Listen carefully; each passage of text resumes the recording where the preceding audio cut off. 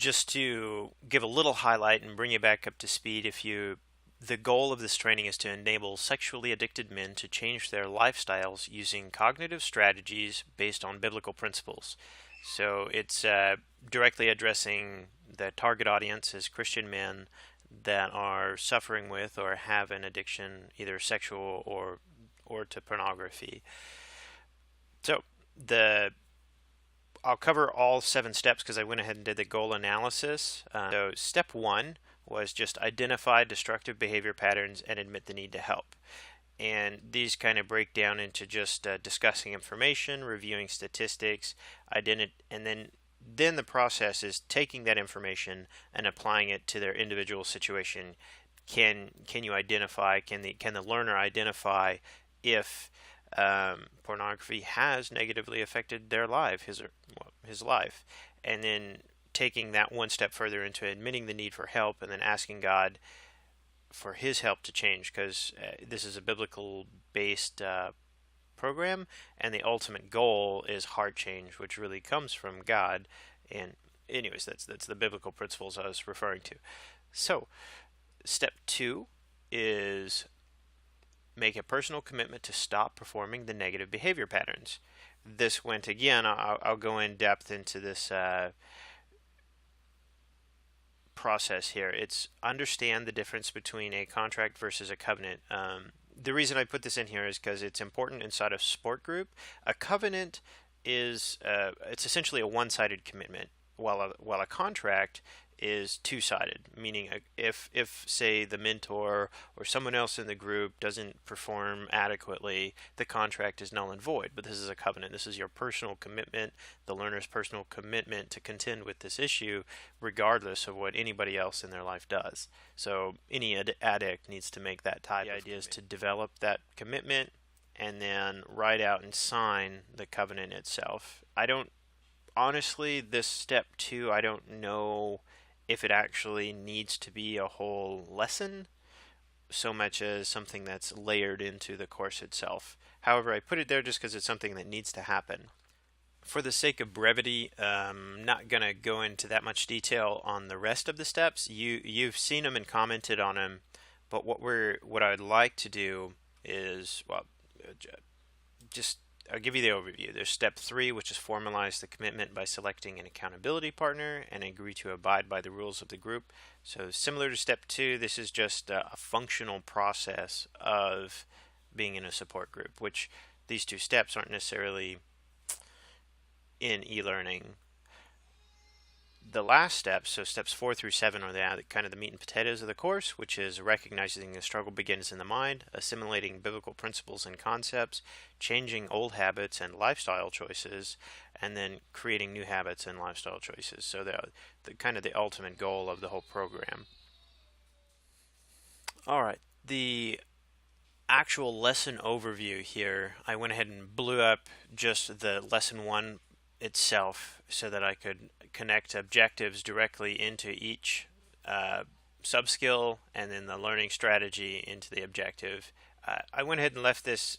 This is demonstrating kind of an issue. I think I'm struggling with the verbs a little bit. I tried to make the verbs more correct for the second point here, but we're looking at statistics, and in the book you have the beginning part of the objective and then comma in the end. So in the lesson, review statistics linked to pornography, and then in order to identify its negative effects. So it's essentially in the lesson, this is where they're going to do this stuff for this reason. It's kind of how the objectives were written, and I was trying to make it follow that same theme. So I did my best to try and make it there. But the learning strategy that I was able to move into Articulate 360 Rise, so it's the whole storyline company, and it's the kind of the authoring tool that I guess all instructional designers are supposed to know. This one, I didn't really know what my capabilities were, so I opened up the program, started exploring what could I do, and then they had a section where I can embed audio, and the learner can then listen to it. And the idea was to take snippets of the sermon. At this point, the snippets are not terribly short, and it ended up being sections that, because the sermon is a really long piece of material and just cutting it up doesn't make a lot of sense. I mentioned that I would hopefully, in the ARCS model assignment was helping me identify that I would actually like to work with Pastor Michael Fletcher.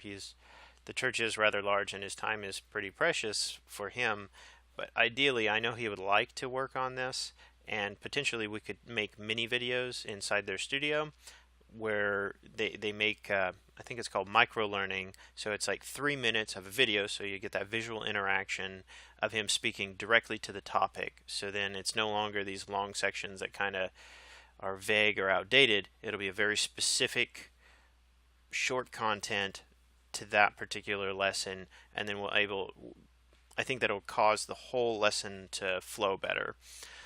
So, but the second objective is, in a support group, discuss who is affected by pornography, and in order to create a new view of pornography. So again, it's that 3-section objective that I was trying to write out, and putting it into e-learning individual use of the 360 Rise.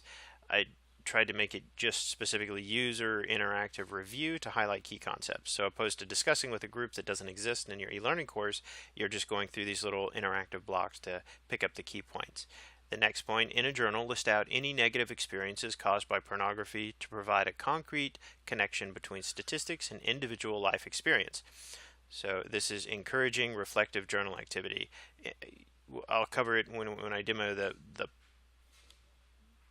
actual course itself, but the idea is to take relatively distant statistics or theoretical knowledge and then have the learner try and apply it, or at least see if it applies or connects with their actual experience, so developing that meaningful learning. Then there's the admit the need to help so that behavioral change can start, and I try to provide some encouragement and kind of like demonstrate the need to ask for help from God, as well as I added some audio after I did the ARCS model assignment to try and also help clarify what this means, because Michael Fletcher goes over a little bit about why or how you do this, and then a tiny prayer that kind of guides the individual through the process of asking God for help, which is really the foundation of the whole course.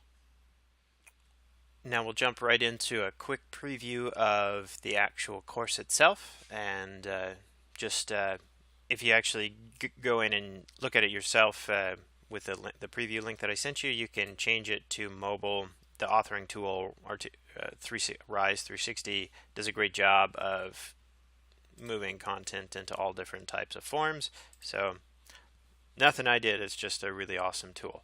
Let's take a look at the course. We hit start, and it pulls up the actual course. So we have the title, and then I explain the person to, hey, listen to this audio of Michael Fletcher. You click on it, and like I was saying, it's really long. It's 8.5 minutes, so it's way beyond the 3-minute mark of micro learning that you're trying to really pull people in, I guess, in this modern world.